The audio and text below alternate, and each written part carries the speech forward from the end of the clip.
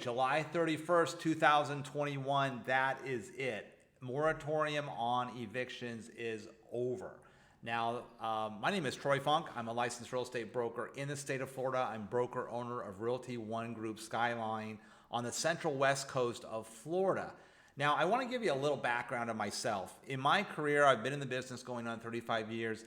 Most of that time, I've specialized in helping sellers through foreclosure. I've worked with banks in the sale of their bank-owned REO properties. I've had years where I've sold over 100 properties a year with my team. Now, right now, where that puts me is in dialogue with the banks on a consistent basis from their perspective. So I get an idea of how the banks are thinking and what's probably going to happen as we move forward. Now, obviously, COVID crisis just kind of messed everything up, right? I mean, we have seen a very crazy time with COVID, the elections, and now that is both of those crazy things, let's hope, are over with. We're trying to get back to a place of normal, or if there ever was this thing called normal. And they're just not, the pieces just aren't coming back together the way we thought they were. Now, some examples of that is just like look at lumber. Right after COVID, supply, demand, you can't find lumber, the things aren't in place, lumber goes way up, now lumber has started to go back down. So people think, well, is housing gonna do the same thing? Are we gonna have a crash? What's with all this situation right now?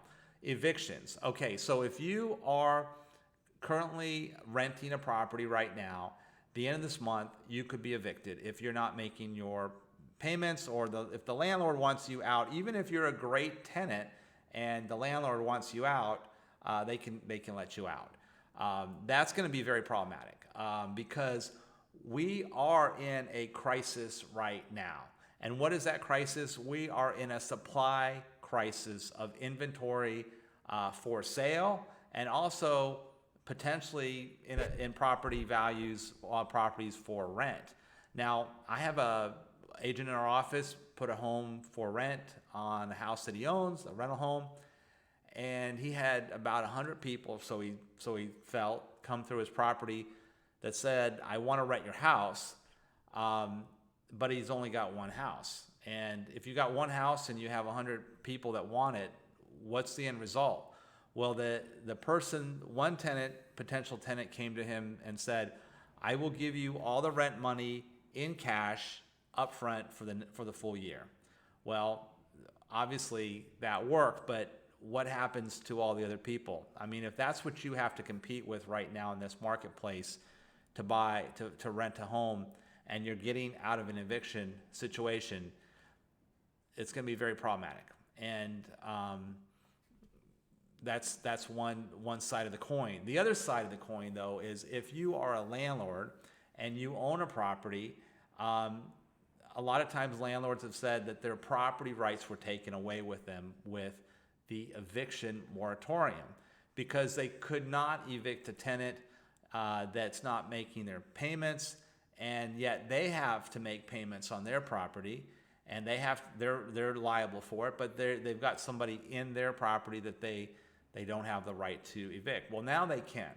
So after this eviction wave, the good news from this may help our housing market a lot because you have property owners that want to sell.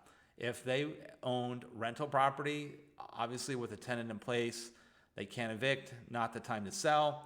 Now that situation is coming to end, those are owners that now could put their property on the market and sell them. We are in a crisis. We're in a housing crisis. We're at the lowest level of inventory I have seen in my 35 years, going on 35 years in this business, with a huge demand.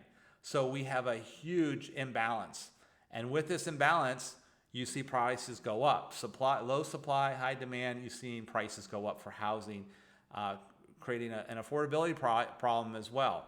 So if you're a buyer, this could be good news because we should start to see inventory come up. Also, I do feel that if inventory comes up a little more, it will naturally start to come up a little more organically, because you have homeowners out there that are saying, look, I want to sell my house, but I want to downsize or I want to upsize, but I'm not going to do it unless I know that once I sell my property, I have something else to buy.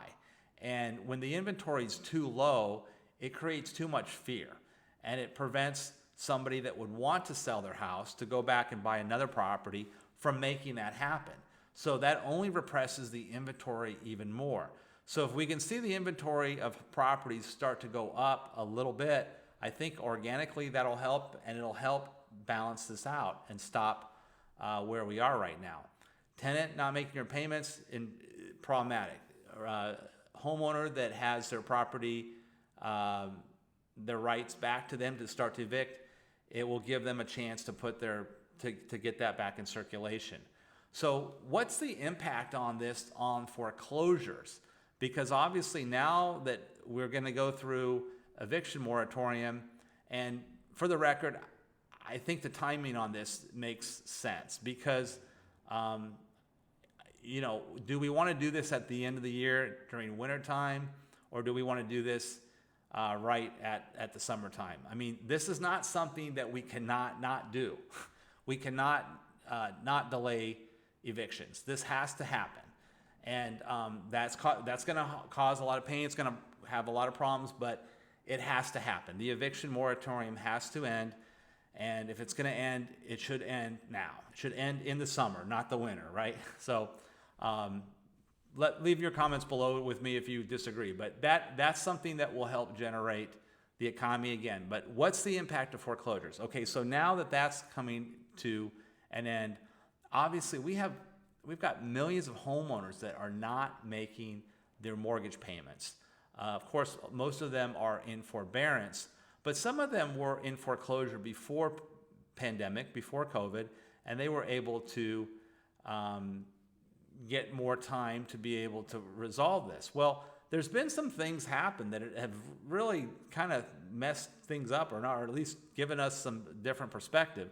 Number one, if you're in foreclosure and you owe more on your property than it's worth, of course you're in trouble. You have to do something to resolve that, either with a short sale, bankruptcy. There's multiple options if you owe more than what it's worth.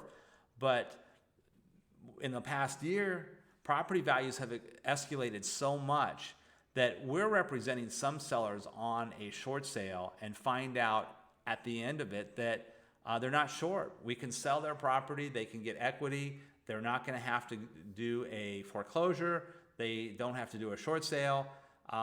Because the market has gone up so much, they can get out of their property. So that's been one advantage to seeing a huge appreciation for homeowners facing foreclosure. Another thing, of course, has been forbearance.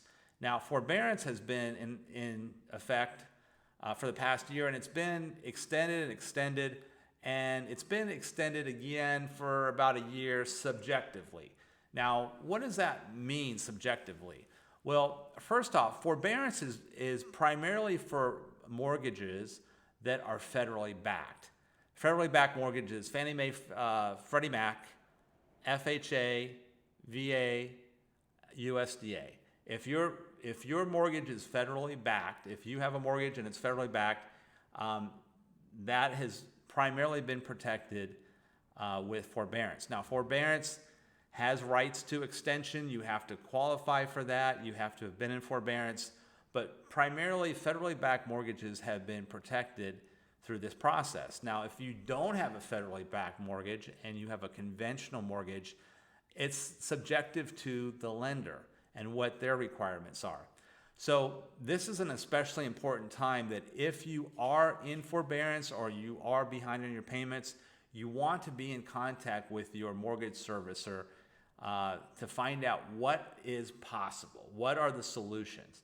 Because a lot of servicers are offering solutions to their mortgagors, the borrowers, to get them out of forbearance. And understand, if we're starting out now with a couple million people in foreclosure or not foreclosure, they're not making their payments. If they don't get out of forbearance before the deadline of forbearance finally ends, and they're not able to resolve that situation on their own, those could be foreclosures. So ideally, it's something that's lurking in the future, and the time to start to resolve it is when you can resolve it. So if you don't have that situation, if you're not able to resolve it with your servicer, and you feel like maybe my home has equity, maybe it doesn't, you want to talk to somebody that could potentially help you with a short sale. Because even though it may not be a short sale, it's hard to say a year from now where we are with our numbers. We have seen a huge spike up. However, if inventory starts to go up, demand starts to go down, we become more of an imbalance situation, property values can be completely different. It's hard to say. I mean, right now everything's looking up, but that's only a facet of supply and demand. If you own a property, you're facing foreclosure, I have a website that I set out to help homeowners in this regard, and I'll leave that information here below, just to know what are your options if you're facing foreclosure. I've done it. I've had foreclosure. I've faced foreclosure on my own properties. I got through it, and that's what's inspired me to help other people with their situation. So, evictions ending. This is going to be phase one. Foreclosures is next. We have about a year to work through this situation in a market that's about as crazy as I've ever seen it. Makes no sense just because we have low inventory, high demand, and we are in a housing crisis. We don't have to wait for a crisis, we're in it. So if I've helped you in any way, please hit that like button and certainly hit the subscribe button. I give information on properties that I'm marketing that are bank owned. I talk a lot about short sales, a lot about what you need to know if you're thinking about buying property in Florida, and I want to be a resource to help you. So again, I hope you like this video, and I appreciate your time. Have a good day. Thank you.